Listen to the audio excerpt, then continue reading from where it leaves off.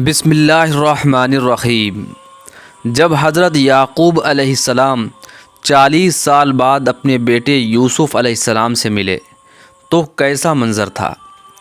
دوستو، جب سبھی بھائی مجبور ہو کر مصر شہر آئے اور انہیں اس کے علاوہ کوئی چارہ نظر نہ آیا تو حضرت یوسف علیہ السلام کے سامنے ہاتھ جوڑ کر کہنے لگے کہ بادشاہ سلامت، ہمارے بھائی بنیامین کو واپس کر دیں، اس کے بغیر ہمارے والد کی حالت بہت خراب ہوتی جا رہی ہے۔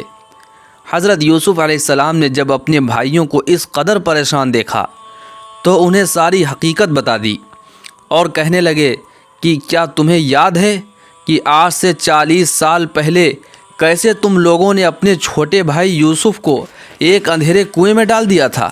یہ سن کر سبھی بھائی پوچھنے لگے کہ کیا آپ یوسف ہیں؟ تو حضرت یوسف علیہ السلام نے جواب دیا کہ ہاں، میں وہی یوسف ہوں جسے تم لوگوں نے کنویں میں ڈال دیا تھا۔ یہ سنتے ہی سبھی بھائی حضرت یوسف علیہ السلام کے سامنے شرم سے سر جھکا کر بیٹھ گئے اور کہنے لگے کہ ہمارے بھائی یوسف، ہمیں معاف کر دو، ہم سے بہت بڑی غلطی ہو گئی۔ اللہ کی قسم، آج اللہ نے آپ کو ہم سبھی پر فوقیت دی ہے اور آپ کو ہم سب سے بڑا بنا دیا ہے، اس لیے آپ ہمیں معاف فرما دیں۔ اللہ معاف کرنے والوں کو پسند فرماتا ہے۔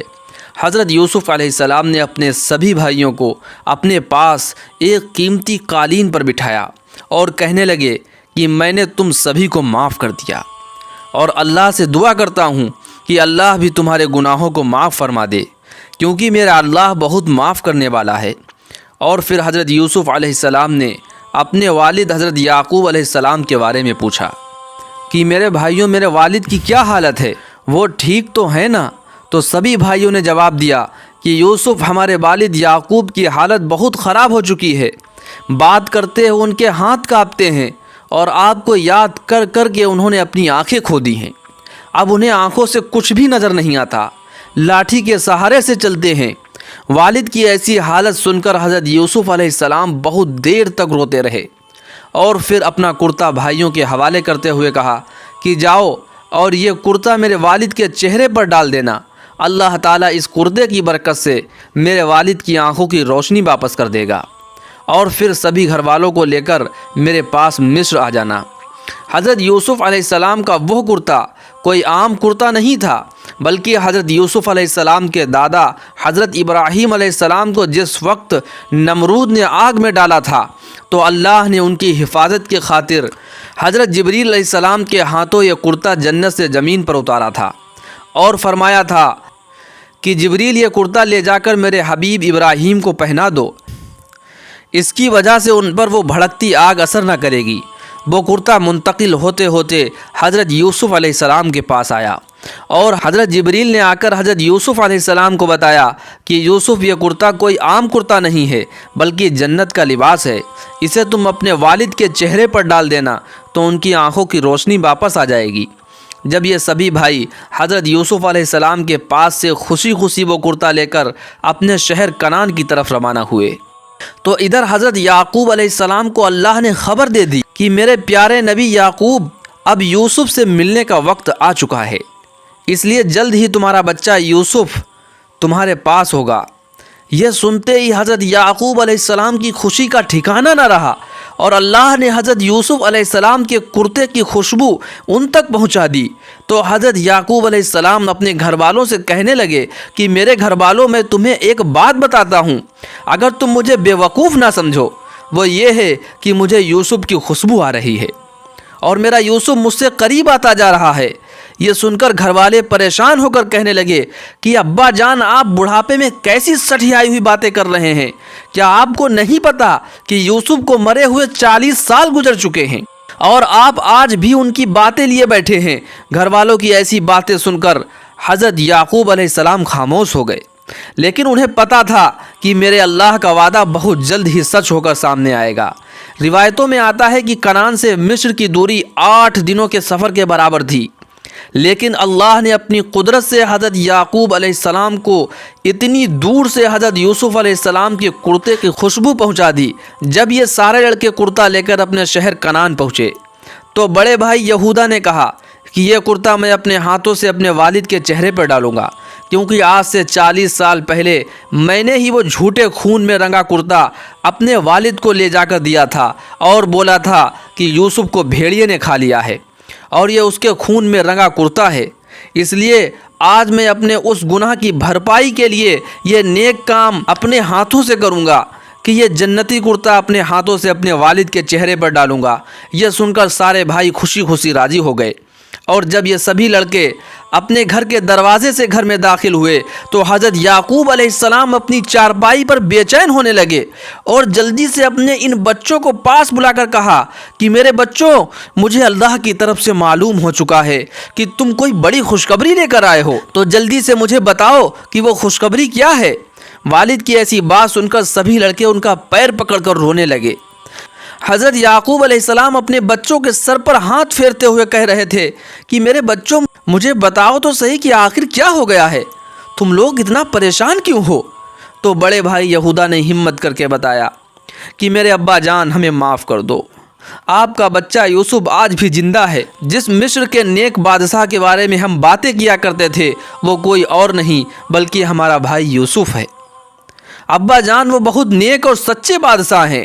بیٹے یوسف کے بارے میں ایسی باتیں سن کر حضرت یعقوب علیہ السلام کی آنکھوں میں آنسو بھر آئے، اور پھر بڑے بیٹے یہودا نے اٹھ کر وہ جنتی کرتا اپنے والد حضرت یعقوب علیہ السلام کے چہرے پر ڈال دیا۔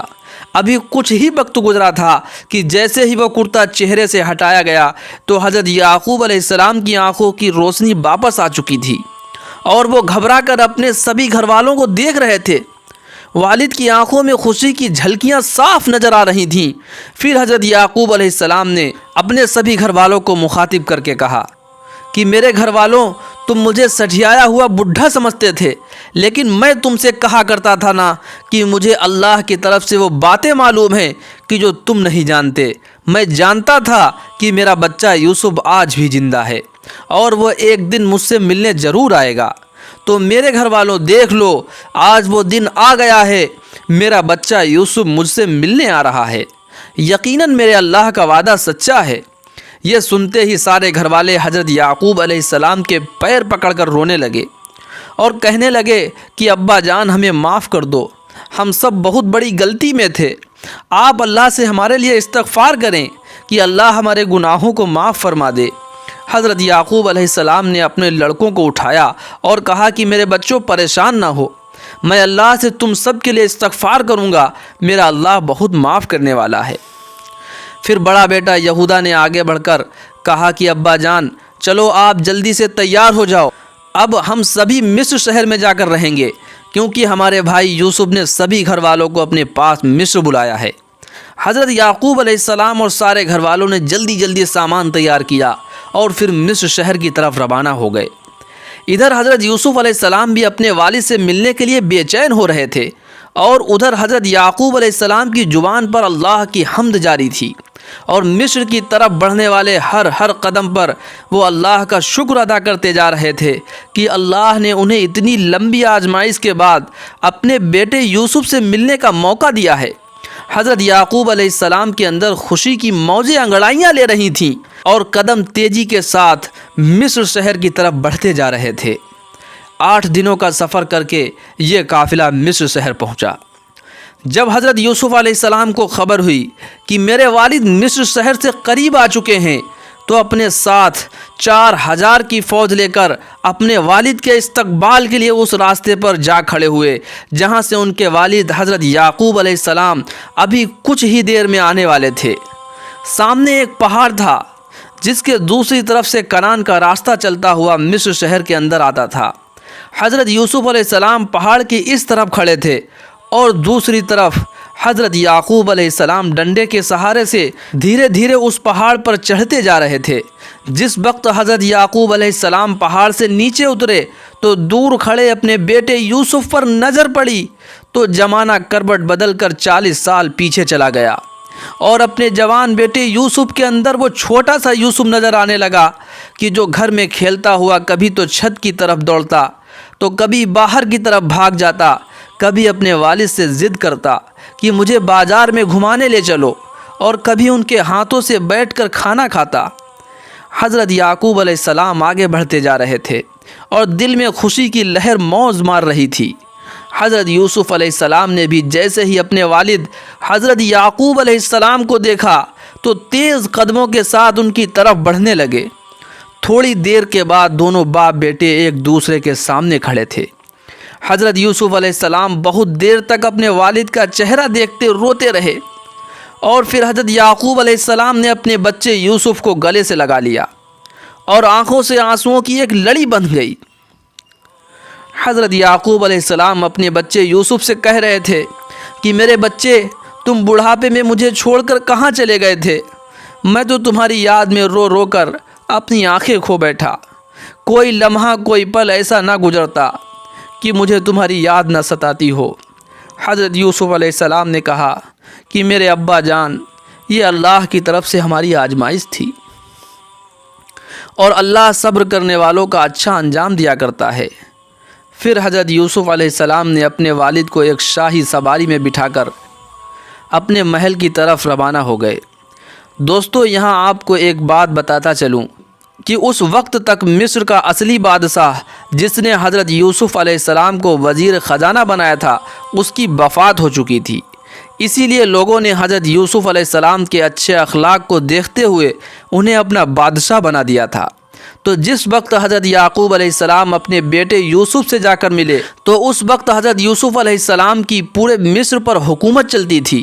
محل میں پہنچ کر حضرت یوسف علیہ السلام نے اپنے سبھی گھر والوں کو ایک خاص قالین پر بٹھایا اور پھر اپنے والد حضرت یعقوب علیہ السلام کو اپنے شاہی تخت پر بٹھا کر خود ان کے پاس بیٹھ گئے۔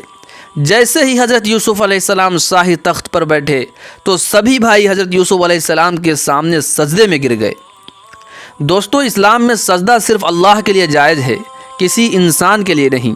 لیکن حضور صلی اللہ علیہ وسلم سے پہلے جتنی بھی امتیں گزری ہیں، ان میں کسی بڑے انسان کی عزت کے لیے اسے سجدہ تعظیم کرنا جائز تھا، جیسا کہ اللہ نے فرشتوں کو حکم دیا تھا کہ وہ حضرت آدم علیہ السلام کو سجدہ کریں۔ جب حضرت یوسف علیہ السلام کے سامنے سارے بھائی سجدے میں چلے گئے تو حضرت یوسف کو اپنا وہ خواب یاد آ گیا جو انہوں نے بچپن میں دیکھا تھا۔